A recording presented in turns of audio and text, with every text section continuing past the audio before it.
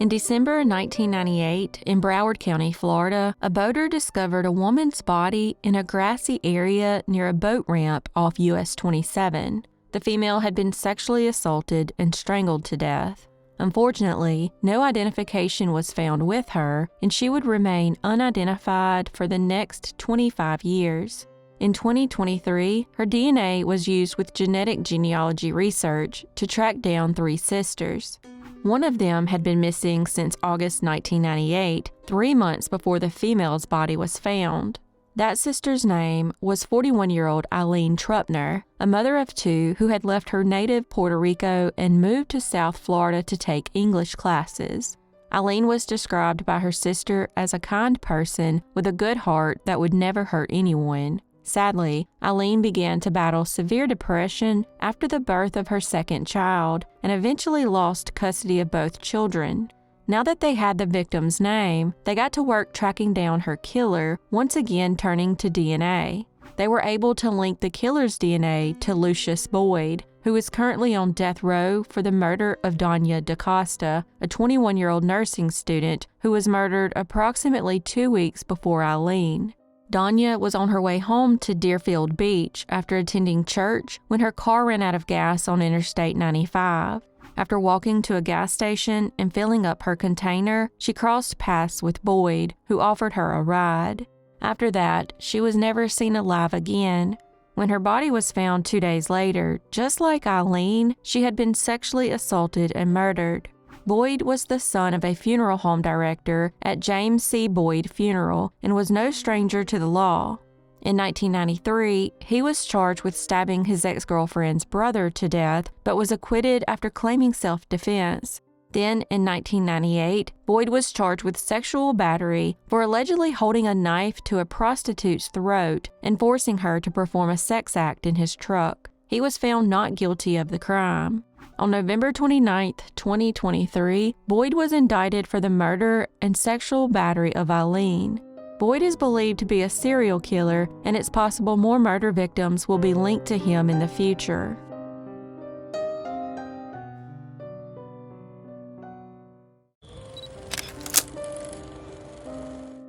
On December 30, 1985, human remains were discovered in a car over an embankment in Auburn, Washington. When investigators searched the area, they found a second set of human remains. Both victims could not be identified and were referred to as Bones 16 and Bones 17. In 2002, the Green River Killer admitted to killing 2 victims in this exact location, but didn't know their identification. In April of 2012, a person watching a documentary on the Green River Killer, aka Gary Ridgway, noticed a woman who resembled their cousin. So they contacted the authorities, and with the use of DNA, they were able to confirm the identification of Bones 16 as 20-year-old Sandra Majors, who went missing on Christmas Eve of 1982. Years would go by without the identification of Bones 17 until finally, in 2023, with the assistance of Othram Labs, she was identified as 15-year-old Lori Ann Razpotnik. Lori was born in Alaska and was living in Washington when she ran away from home. Lori's mother, Donna, said she speculated over the years that her daughter could have been one of Ridgway's victims. Currently, the Green River Killer has been found guilty of 49 murders and is serving his life sentence at the Walla Walla State Prison. He's believed to have killed up to 65 or 70 people, and 2 of his known victims remain unidentified.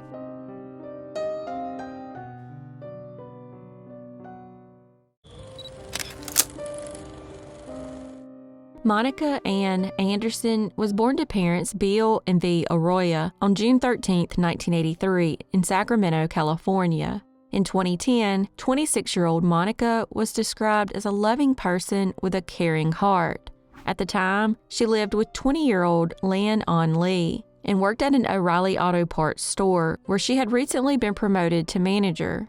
Monica and Lan had met through mutual friends and had been living together for about 6 months. Lan was one of 10 children raised by Vietnamese refugees in Sacramento. Unfortunately, she had a rough childhood and became addicted to drugs during her teenage years. She then met Monica shortly after turning 18, and the two quickly became close friends. On the night of March 13, 2010, Monica and Lan spent the evening drinking alcohol and snorting drugs. Around 2:30 a.m., an argument over a cell phone charger broke out inside the girls' bedroom. Monica attempted to flee the apartment, but Lan chased her with a butcher knife and stabbed her to death.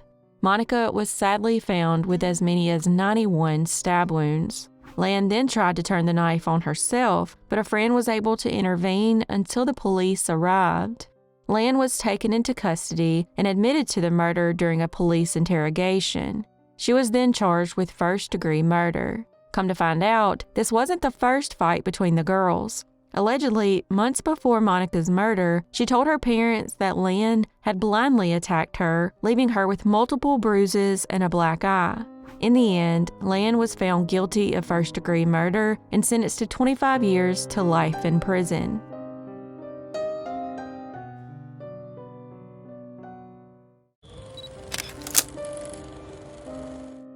In 2021, 23-year-old Roxana Ruiz was a single mother to a young son living in Nezahualcóyotl, Mexico. This area of Mexico is known for its high rate of female murders. In May of 2021, Roxana was working selling French fries when she met a local boy named Sinai Cruz. Then, one day after working, Cruz joined Roxana and one of her friends for a drink. Afterward, he offered to walk her home, to which she agreed. After arriving at her home, he asked to stay the night because it was late and his home was quite a distance away. So Roxana agreed to let him sleep on a mattress on the floor. Unfortunately, this was the biggest mistake of her life. During the night, Cruz climbed onto her bed, hit her, tore off her clothes, and began sexually assaulting her while threatening to kill her. Roxana wasn't having it and decided to fight back. She hit him in the nose, causing him to bleed. After that, she grabbed a nearby t-shirt and strangled him to death. In a panic, she stuffed Cruz's body in a bag and dragged it out to the street. Unfortunately for her, police passed at the same time and caught her in the act. After being arrested, she explained that she was just defending herself, but the cops blamed her for the whole ordeal, saying she most likely instigated sex but then changed her mind. Roxana was then sentenced to 6 years in prison in order to pay more than $16,000 in restitution to Cruz's family. This caused a huge public outcry in Mexico from citizens who were fed up with the mistreatment of women in the country. Due to this, the prosecutors dropped the case against her and finally admitted that she did act in self-defense.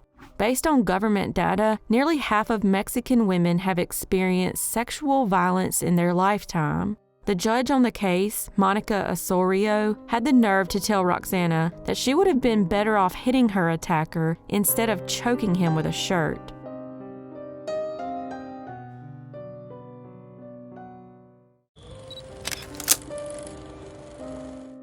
Sherry Waycasy Black was born in Provo, Utah on October 14, 1946. She grew up in Orem and attended Orem High School, where her love for books began. Sherry's parents owned a bowling alley, and she loved to bowl and even participated in multiple competitive leagues. It was in the leagues that she met and fell in love with Earl Black.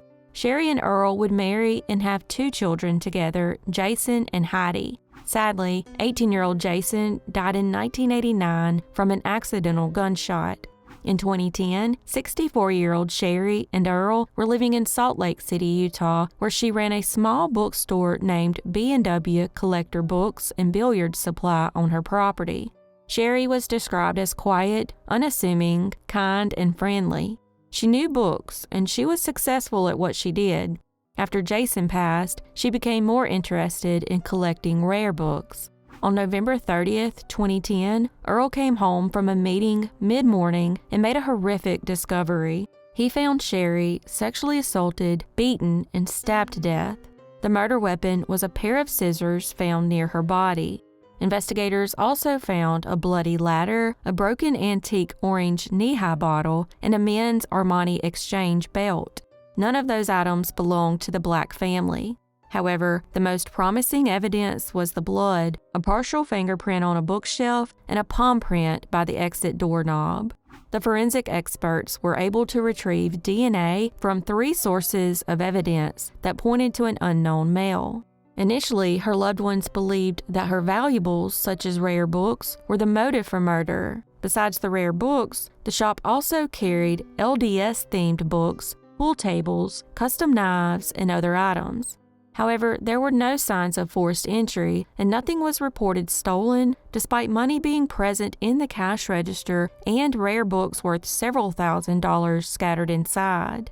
The police found surveillance footage from cameras installed in front of the store that showed Earl leaving around 9:20 a.m. and returning at 1:18 p.m. His client also vouched for him, and the investigators ruled him out as a potential suspect. Earl then gave the detectives a possible lead when he mentioned a book dealer was scheduled to meet Sherry in the morning. The officers checked with him, and the dealer claimed he called Sherry around 10 a.m. to inform her he would be late for their appointment. The book dealer also stated he reached the bookstore around 10:30 a.m. and waited for around 40 to 45 minutes before leaving when he could not contact Sherry. While he was initially considered a person of interest, the police ruled him out after he voluntarily submitted his DNA and fingerprints, and they did not match the ones found at the crime scene. The blood from her killer was later submitted for forensic examination, and a DNA profile was developed. The DNA profile was uploaded into CODIS, but there were no matches. Within a few months, the police and Sherry's family reached out for help from the VDOC Society, a nonprofit organization that provides expert consultation on homicide investigations. The experts traveled to Salt Lake City and reviewed the case. They concluded that the murderer knew Sherry, and even if the encounter was extremely brief, the crime was planned and the motivation of the crime was of a sexual nature. They further felt the offender lived in or frequented the immediate area and was a younger male, no more than 19 years old, but if older, then likely mentally challenged. In 2017, Sorensen Labs in Utah created a limited genealogical profile of the perpetrator from DNA found at the crime scene.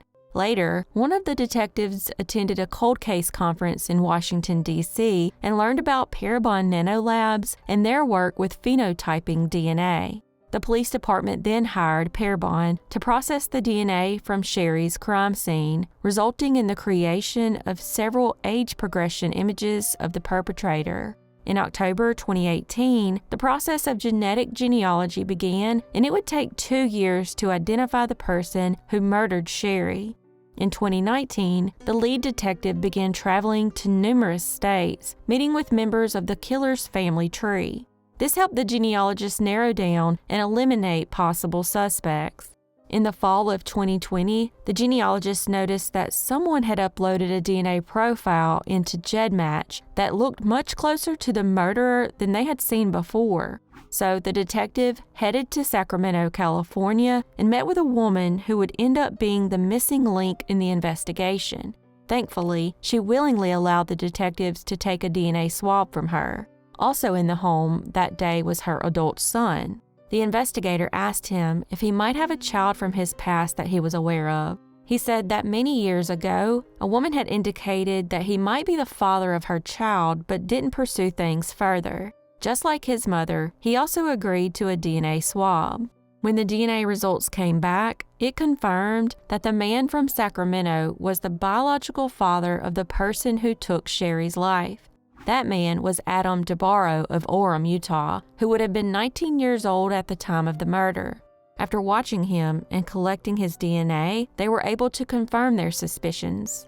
In October of 2020, DeBarro was arrested and charged with Sherry's murder. He then told investigators that he had no intention of murdering anybody when he entered the bookstore that day. He claimed he was angry after being put into the state foster system again and was on his way to his psychiatrist's office when he came across Sherry's store. With some time to kill, Adam entered the shop and was greeted by a smiling Sherry. He claimed her kindness angered him and he killed her with whatever items he could find.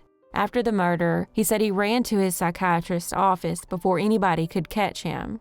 In the end, he pleaded guilty to aggravated murder to avoid a trial and was sentenced to life without parole in February 2022.